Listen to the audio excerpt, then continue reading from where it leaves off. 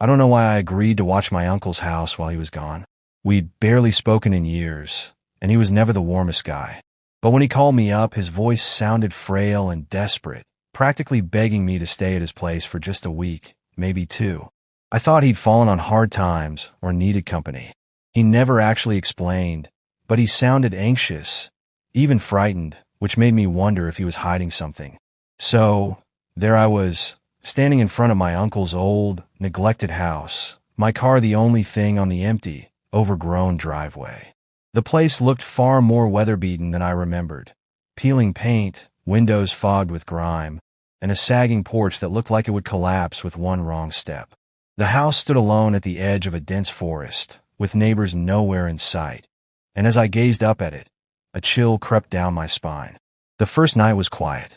I went through the house, getting reacquainted with the space. It was a single-story house with a creaky staircase that led to a cramped attic, 3 bedrooms, and a basement I avoided even looking at. There was dust everywhere, as if no one had been here for months. I assumed my uncle had let it go to ruin after my aunt left him years back. But that night, as I was lying in bed, I heard it. A faint, rhythmic tapping, soft but insistent, echoing through the house. I sat up, heart pounding, straining my ears to make sense of it. It sounded like it was coming from beneath me, from the basement. I wanted to brush it off as old pipes or some other harmless explanation, but something about that sound felt wrong. It was too steady, too deliberate. I turned on the bedside lamp, its yellow glow doing little to ease my nerves, and listened, but after a few minutes, the sound stopped and the house fell silent. I managed to fall asleep, though my dreams were filled with shadows and whispers I couldn't understand. The next day, while exploring the house, I found an old leather-bound diary in a drawer in my uncle's bedroom. It looked ancient, the cover cracked and faded. Curiosity got the better of me, and I opened it. The first few entries were ordinary, my uncle's thoughts on the weather, his work, and the occasional memory. But as I read further, the tone changed. The entries grew darker, more erratic. He started writing about strange noises he heard at night. Footsteps when he was alone, whispers that seemed to drift from room to room, and that ever-present tapping, which he described as inhumanly persistent. I read on, a sick feeling churning in my stomach. One entry, dated a few months back, was scrawled in frantic handwriting. My uncle claimed he'd seen something dark and twisted in the basement, watching him from the shadows. It hides in the dark, he'd written, and it's hungry. Don't go downstairs at night. Don't let it see you. A shiver ran through me, but I told myself it was just my uncle's mind playing tricks on him. Maybe he'd started to go senile. Maybe he was just lonely. But that night, the tapping started again, louder and more insistent than before. I buried my head under the pillow, trying to ignore it, but it was like it was getting closer, creeping up the stairs. The following days were no better. I felt like I was being watched. I'd catch glimpses of movement out of the corner of my eye, shadows slinking along the walls, figures lurking just out of sight. I told myself it was just my imagination, that I was letting my uncle's diary get to me, but deep down, I knew something wasn't right. The house itself seemed alive, like it was breathing, watching, waiting. Doors would creak open on their own, and I'd hear soft footsteps when I was alone. Sometimes, in the dead of night, I'd feel a cold presence standing at the foot of my bed, watching me while I lay frozen, too afraid to move. One morning, I went into the living room and found a small child's shoe lying on the floor. It was old, dusty, and didn't look like anything my uncle would own. I picked it up, feeling a strange unease, and threw it in the trash. But the next day, it was back, lying in the same spot as before. Another time, I found a photograph tucked into a dusty book on the shelf. It was a picture of a woman I didn't recognize, standing in front of the house, staring blankly at the camera. She looked worn, sad, and her face seemed blurred, like something had scratched at it. I tried calling my uncle, but he never picked up. I left him a series of frantic voicemails, telling him about the noises, the strange objects, and the feeling that something was watching me, waiting for me to slip up. But he never called back. That night, the tapping started earlier than usual, right as I was getting into bed. It was louder, more intense, echoing through the walls like it was pounding inside my skull. I clutched the sheets, telling myself it was just the house settling, but I knew better. The tapping grew faster, more urgent, until I couldn't take it anymore. I threw open the door, heart pounding, and marched down the stairs, shouting, "What do you want?" The tapping stopped. The silence that followed was thick and suffocating, pressing down on me from all sides. And then, from somewhere deep below, I heard a voice whisper, faint but clear. "Come down," it said, in a voice that sounded almost like my uncle's. Against my better judgment, I felt myself moving toward the basement door. My hand reached for the doorknob, and as I touched it, a jolt of cold shot through me, like I'd been plunged into ice water. My body was trembling, every instinct screaming at me to turn back, but something was pulling me forward, compelling me to go down those stairs. The basement was pitch dark, the kind of darkness that swallows you whole. I fumbled for the light switch, but nothing happened. The bulb must have burned out. I took a hesitant step forward, holding my phone's flashlight out in front of me, its weak beam barely cutting through the gloom. The air was frigid, damp, and the smell of mold was overpowering. And then I saw it. In the far corner of the basement, crouched low, was a figure. It was hunched over, its limbs long and twisted, and as my light hit it, it froze, slowly turning to face me. My blood turned to ice. Its eyes were empty, hollow, but somehow filled with malice. A smile stretched across its face, impossibly wide, showing rows of crooked, yellow teeth. It didn't move, just stared, grinning, like it was waiting for me to do something. I stumbled back, nearly tripping over my own feet, and scrambled up the stairs. I slammed the basement door shut, locking it, and ran back to my room, my heart pounding so loudly I could barely hear anything else. I didn't sleep that night.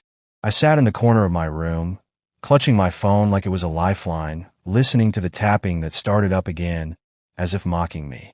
The next morning, I found another entry in the diary, one I hadn't seen before. It was dated the day my uncle left for his trip, and it simply read, "It knows I'm leaving. It's angry. I'm sorry. I didn't mean for this to happen. Don't go downstairs. Don't follow it."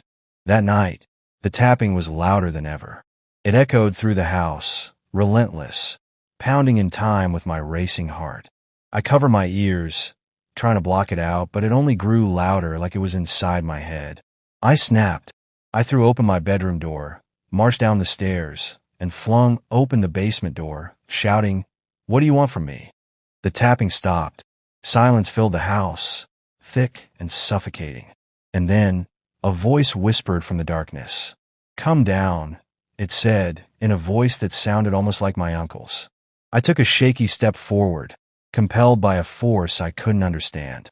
My feet moved on their own, taking me down the stairs, deeper into the dark, until I stood at the bottom, facing the thing that had been haunting me.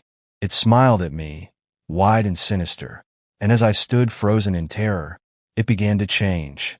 Its features twisted, morphing, until it looked like me. I stumbled back, horror flooding my veins. It was like staring into a broken mirror, my own face staring back at me with that unnatural, crooked grin. I tried to scream, but no sound came out.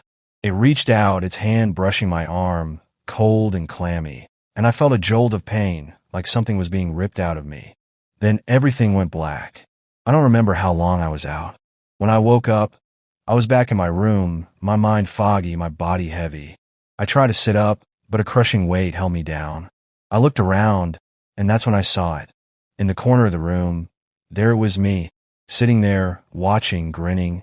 It wore my face, my body, but its eyes were empty, soulless. The grin stretched across its face was wrong, unnatural, like it was unfamiliar with how to use my own muscles. I tried to move, but my body felt paralyzed. I couldn't speak, couldn't scream. All I could do was stare, helpless, as this thing leaned closer. It moved jerkily, like a puppet, its joints creaking, each motion a twisted mockery of human movement. It was like watching myself in a nightmare, distorted and grotesque. It leaned in close, its cold breath brushing against my cheek.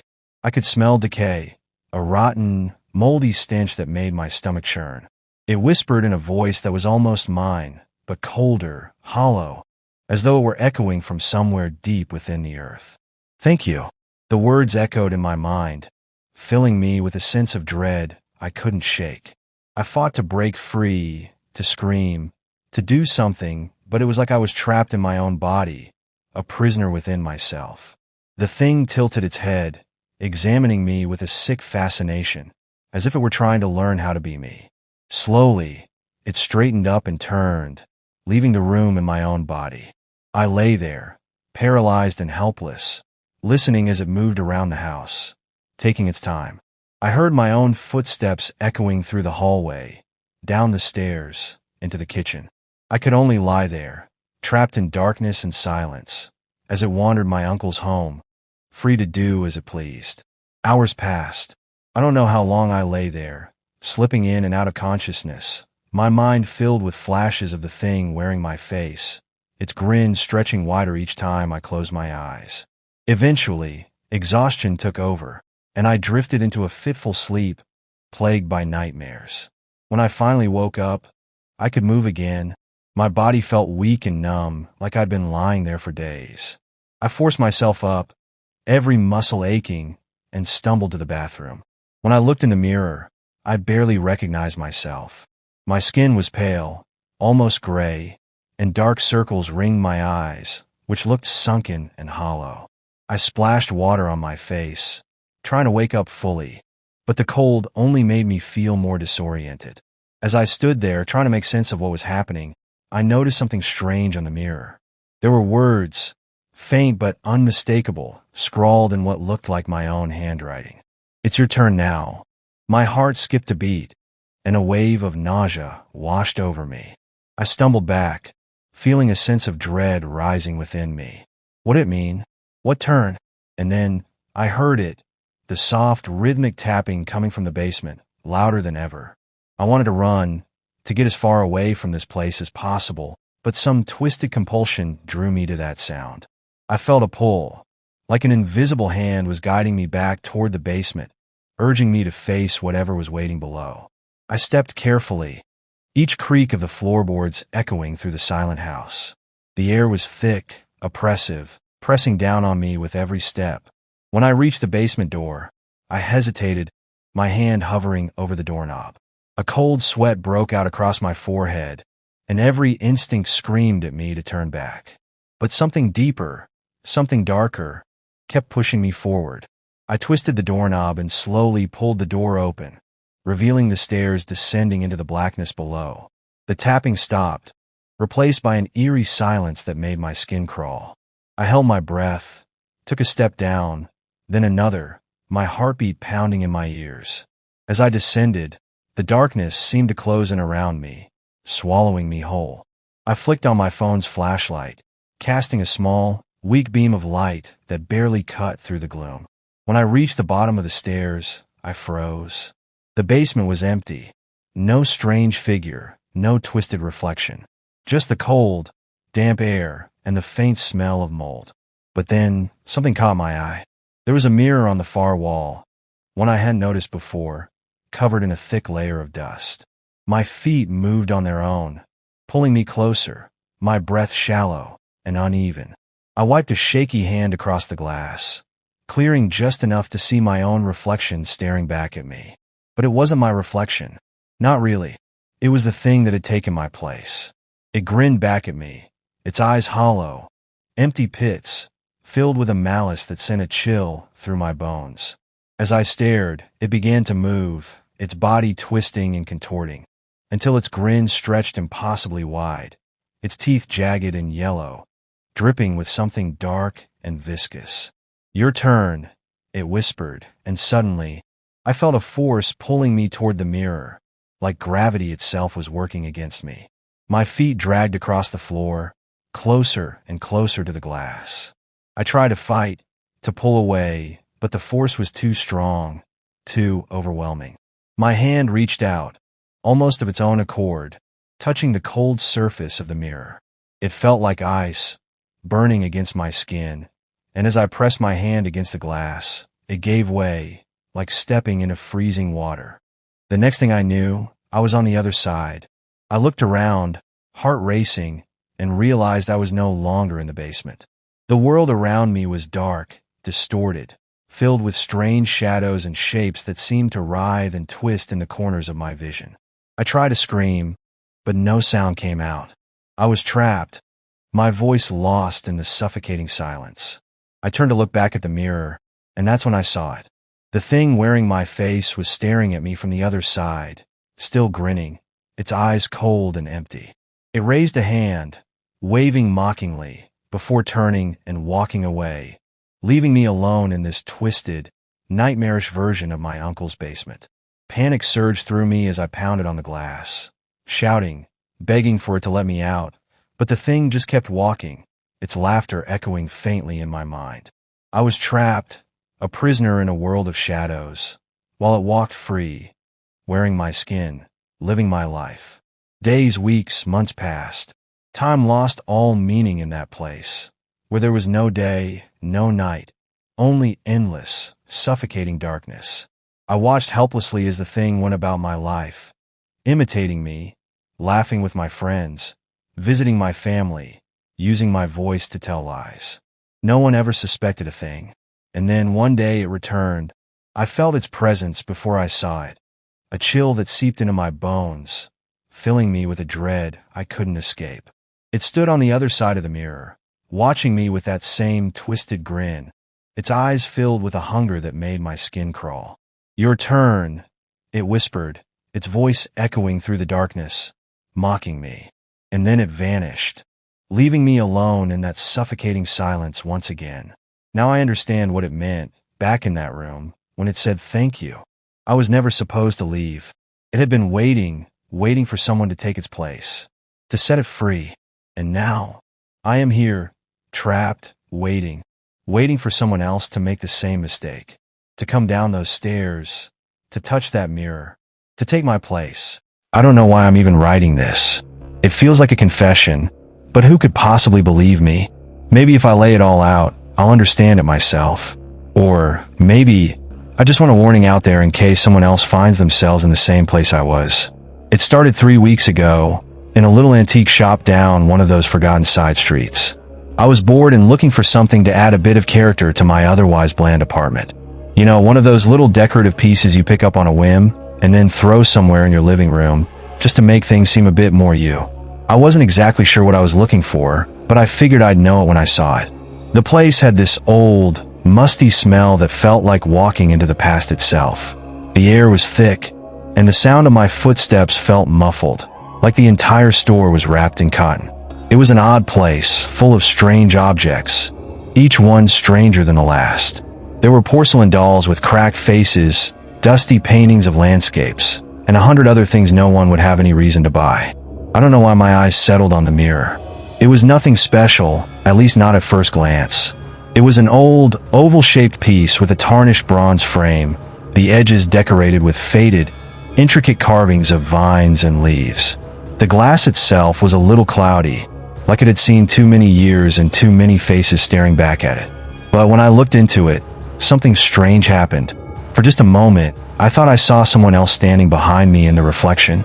A figure, blurred and indistinct, standing just over my shoulder. I blinked, and it was gone. Chalk it up to tired eyes or a trick of the light, I thought. The shopkeeper noticed me looking at it and shuffled over, leaning heavily on the counter as if the weight of the years had settled into his bones. He looked like he might be as old as the shop itself. "Ah, the mirror," he said in a voice like gravel grinding underfoot. "Beautiful, isn't it?" I wouldn't exactly call it beautiful, but there was something about it that drew me in. I asked him how much it was, expecting some ridiculous price, but he just smiled, his yellowed teeth showing through thin, cracked lips, and said, "For you? It's a gift." Normally, I'd be suspicious. Who gives something away for free in a place like this? But there was a strange sort of magnetism in his gaze, and I felt compelled to accept.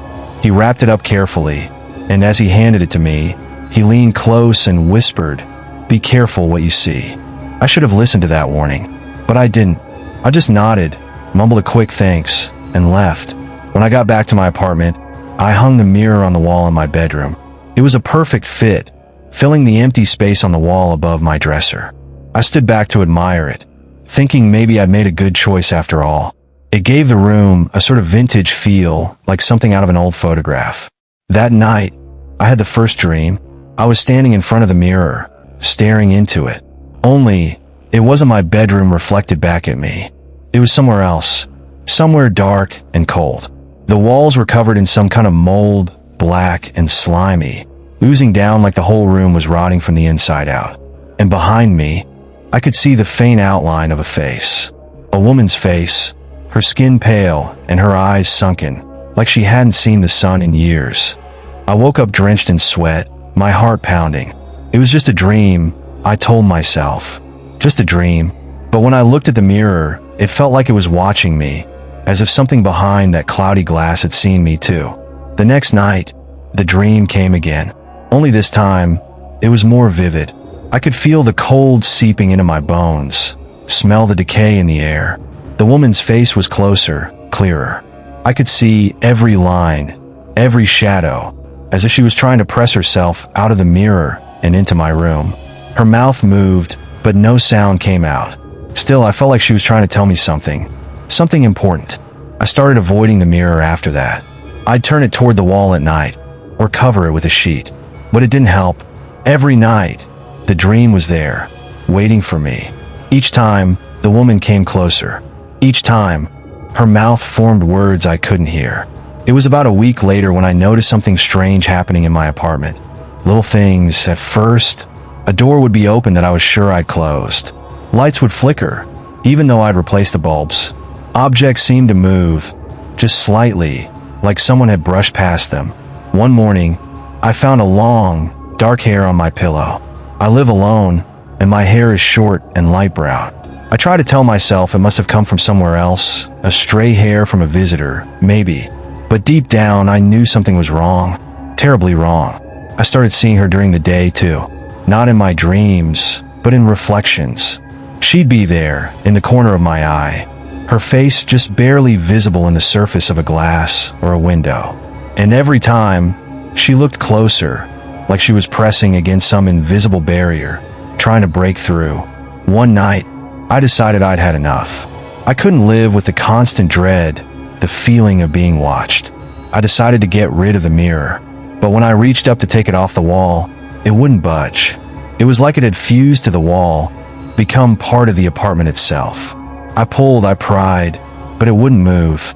In frustration, I grabbed a hammer and smashed it against the glass. The mirror didn't even crack. Instead, I felt a sharp pain in my hand. When I looked down, there was blood running down my fingers, though I hadn't felt any cut. The blood seemed to drip from my hand and vanish as it hit the ground, disappearing before it touched the floor. I stumbled back, my heart racing, and stared at the mirror. The woman's face was there, clearer than ever, staring back at me with a look that was almost hungry. That was when I knew she was real. She wasn't just some ghost haunting my dreams. She was something else, something that was trapped in the mirror, trying to find a way out. I don't remember much of the next few days. I stopped sleeping, too afraid of what I'd see in the dreams. I hardly ate, hardly left the apartment. All I could think about was the mirror and the face staring back at me. I tried to cover it, tried to ignore it, but no matter what I did, I couldn't escape her gaze. Then one night she spoke. I was lying in bed, staring up at the ceiling, when I heard her voice, soft and whispering, like leaves rustling in the wind. "Let me out," she said. I sat up, my heart hammering in my chest. I could feel her presence, like a weight pressing down on me. "Let me out," she whispered again, her voice coming from everywhere and nowhere at once. I didn't know what to do. Part of me wanted to help her, to free her from whatever prison she was trapped in, but another part of me, a deeper, instinctual part, knew that whatever she was, she didn't belong in this world. I tried to ignore her, tried to pretend I hadn't heard anything, but the voice grew louder, more insistent, until it was a scream echoing inside my skull. "Let me out." The sound was unbearable, like nails scraping against bone. I couldn't take it anymore. I stumbled out of bed, my hands shaking, and stood in front of the mirror. Her face was pressed against the glass, her eyes wide and desperate. "What do you want?" I whispered. "Freedom," she said, her voice soft again, almost pleading. "I've been trapped here for so long. Just let me out, and I'll leave you in peace." I didn't trust her, but I was so tired, so afraid, that I was willing to do anything to make it stop. So I reached out, placed my hand against the glass, and felt something cold and slimy press back against my palm. Her eyes lit up, and a horrible, twisted smile spread across her face. Then, she was gone. The mirror was empty, just my own reflection staring back at me. I let out a sigh of relief, thinking it was finally over. But when I turned around, I saw her standing in the middle of my bedroom. She wasn't a reflection anymore. Her skin was pale, almost translucent, stretched tight over her bones. Her eyes were hollow, empty sockets that seemed to swallow the light. She smiled, her teeth sharp and jagged, and reached out a hand toward me. I tried to run, but I couldn't move. It was like my body was frozen, rooted to the spot. All I could do was watch as she stepped closer, her fingers brushing against my cheek, cold as death. "Thank you," she whispered, her voice dripping with malice. "Now, it's your turn." I felt an intense, searing cold spread from her fingers, like her touch was draining the warmth, the life right out of me. My vision started to blur, and I could feel my body growing heavier, like I was sinking into a deep, dark abyss. "Please," I managed to choke out, my voice barely a whisper. But she only smiled wider, her teeth glinting in the dim light of the room. "You wanted me out," she whispered, her voice chilling and devoid of mercy. "And now, it's time for someone to take my place." With a strength that belied her frail, skeletal appearance, she pushed me backward, her fingers digging into my shoulders. I stumbled, my back colliding with the cold surface of the mirror. But instead of feeling the solid glass, I felt something soft, almost like stepping into thick, heavy mud. My heart pounded in my chest as I looked down. My feet were sinking into the mirror, as if it were a pool of quicksand, pulling me in inch by inch. I clawed at the air, reaching out for anything, but my hands only slipped through her spectral form. "Stop! Please don't do this!" I screamed, but my voice sounded muffled, like I was already trapped inside the glass. She only laughed, a hollow, empty sound that echoed around the room as if the walls themselves were mocking me. As I sank deeper, I felt the cold darkness of the mirror swallowing me up, inch by inch. My surroundings faded, and I was plunged into a realm of endless shadows. There was nothing here, just a vast, silent void that stretched on forever. The only sound was my own ragged breathing and the distant echo of her laughter. Then, suddenly, the darkness shifted, and I found myself staring out from behind a glassy barrier. I was in the mirror. My reflection, or rather she, was now standing in my room, smiling back at me with my own face. She was no longer the ghostly figure with hollow eyes and deathly skin. She looked exactly like me, as if she'd stepped right into my life. I pounded against the glass, screaming, but no sound escaped.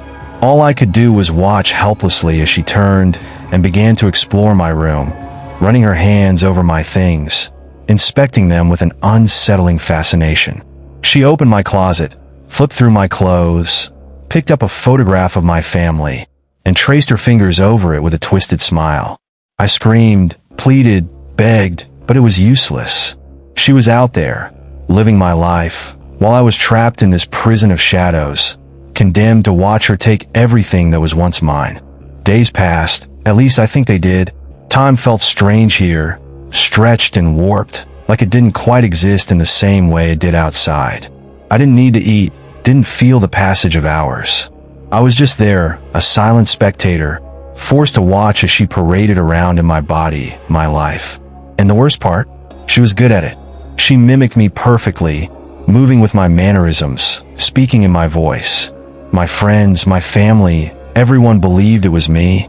No one could see that the person they were talking to was a stranger, a parasite inhabiting my skin. Occasionally, she'd glance back at the mirror, and I'd catch a glimpse of that malicious glint in her eyes, a reminder that she knew I was watching, that she wanted me to see her succeed where I had failed. Weeks went by, or maybe months.